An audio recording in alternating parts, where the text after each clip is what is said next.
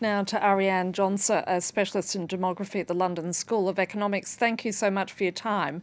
The UN says we're reaching 8 billion people in record time due to progress in public health, nutrition and medicine, which is all helping to increase life expectancy. Is that trend likely to continue? The trend in the growth rate of the population is not likely to increase because fertility is coming down in most countries, and that's why we're leveling off at 10 billion probably in 70, 80 years. But the trend in improvements in mortality in terms of life expectancy is continuing and has continued for a while. We have seen not just improvements in different societies at different age groups, but in the last 30 years, even improvements of mortality at the old age. And I want to go back to what Sarah was reporting there. I mean, there is certainly a difference, isn't there, when you look at the global north versus the global south. We now have a record number of women in the workforce at university who are delaying childbirth, if not having children at all. And that's having an impact on demographic trends and growth, isn't it?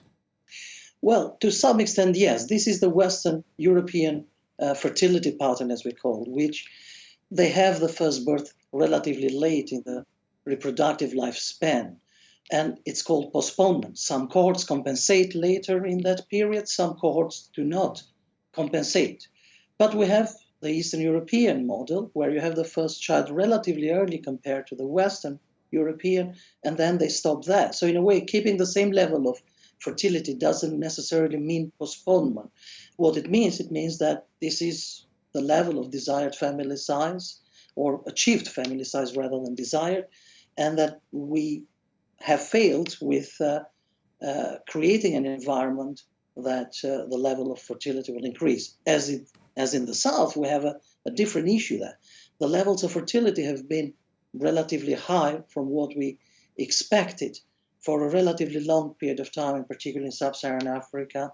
In Asia, the levels of fertility have come down. In India, it's coming down to the replacement level of 2.1, as we call.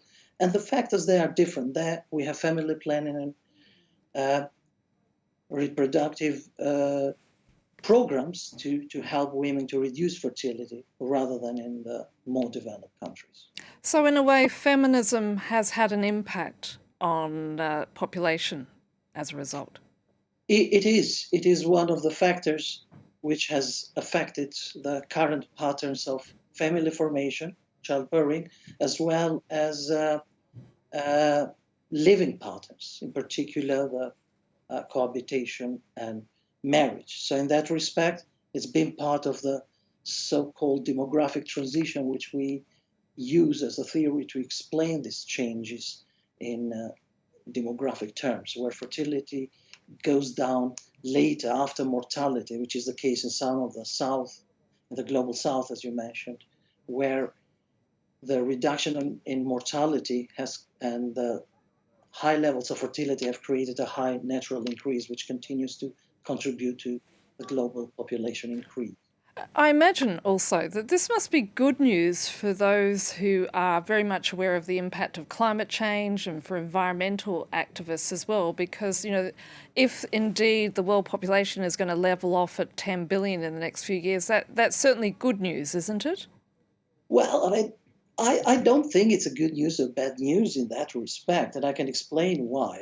These fears of population growing and causing damage or creating problems globally have been there since 18th century with Malthus, and in the 60s and 70s we were worried about population growth going so high that we do not have enough production of food and substances to cope with it. And the late second half of the 20th century showed that we could do that. We can improve yield and we can improve the distribution, and that was not an issue. Now it's climate change. The fact that population is in these numbers is not necessarily the problem. Is what we did with climate change and the environment we are living, or better said, what we didn't do. Despite that we have known about these issues for decades, we have been extremely inactive in introducing forms of energy that are free from carbon dioxide or any other damages. You can also see... Yeah, Ariane Johnson, I'm afraid we're going to have to leave it there. Thank you so much for your time. it's a pleasure.